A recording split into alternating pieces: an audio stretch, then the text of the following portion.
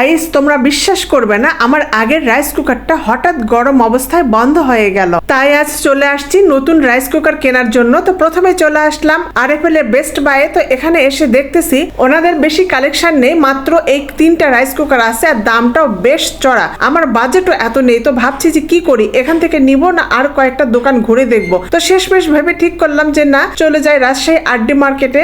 সারাদিন এই দোকান সেই দোকান ঘুরে ঘুরে অবশেষে একটা রাইস কুকার পছন্দ হলো আর সেটা কিনে নিয়ে বাসায় ফিরে আসলাম। চলো খুলে দেখি। খুলে দেখার আগে মনটা কেমন জানি করছে জানো, ছোটবেলায় নতুন খেলনা খুলে দেখার মতো। অনেকেই বলেছিল এই ব্র্যান্ডটা নাকি দারুণ চলে, এখন দেখি সত্যি কথা না শুধু মুখের কথা।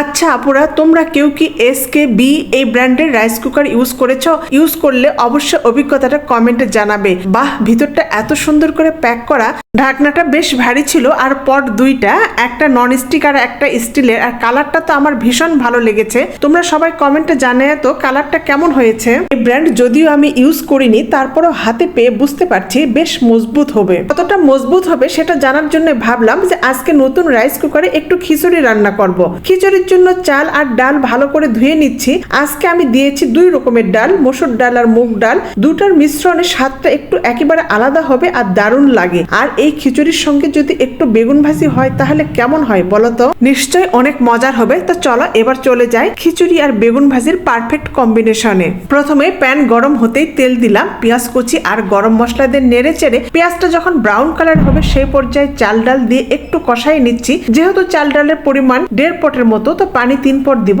তার আগে জিরা রসুন আদা বাটা, হলুদের গুঁড়া, মরিচের গুঁড়া, লবণ, কাঁচামরিচ আর পেঁয়াজ কুচি দিয়ে নিলাম। বাস, এখন দিয়ে নিব পানি। আর গতকালের কয়েকটা মুরগির মাংস পড়েছিল, ভাবলাম আজকে খিচুড়ির মধ্যে এটা অ্যাড করে দিই। মুরগিটা দিলে টেস্টটা একেবারে দ্বিগুণ হয়ে যাবে। তো খিচুড়িটা হতে থাকুক, এইদিকে চলো আমি বেগুন ভাজিটা সেরে ফেলি। তো দেখো তেল গরম হতে বেগুন দিয়ে নিলাম আর বেগুনটা এক পাশটা হয়ে গেলে আরেক পাশটা আমি আলতো করে উল্টিয়ে দিব।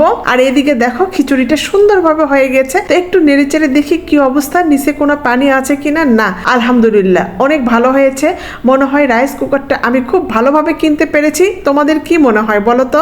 খিচুড়ি হয়ে গেলে এমনিতেই সুন্দর একটা গন্ধ বের হয়, তার সঙ্গে যেহেতু মুরগি অ্যাড করেছি, এত মিষ্টি একটা সারা বাড়িতে গন্ধ বের হচ্ছে, মনে হচ্ছে যে সবকিছু ফেলে এখনই খেতে বসে যায়। দেখো বেগুনটাও কি সুন্দর গোল্ডেন ব্রাউন কালার হয়েছে। তো সব রান্না শেষ, এখন খাওয়ার পালা। তো প্রথমে ফাইম সোনার প্লেটটা সাজাই দিচ্ছি। আচ্ছা, তোমরা যারা কষ্ট করে ধৈর্য ধরে আমার ভিডিওটা এ পর্যন্ত দেখেছো, তোমাদের কেমন লেগেছে অবশ্যই কমেন্টে জানাবে। আর যদি ভালো লেগে থাকে তাহলে অবশ্যই একটা লাইক, কমেন্ট আর শেয়ার করে দিতে ভুলবে না। তো চলো এখন আমি একটু খেয়ে নেই। একবার মুখে দেওয়ার পরে কি বলবো, কোন স্বাদের সঙ্গে তুলনা করলে তোমাদেরকে বোঝাতে পারবো বুঝতে পারছি না। ভীষণ ভালো হয়েছে।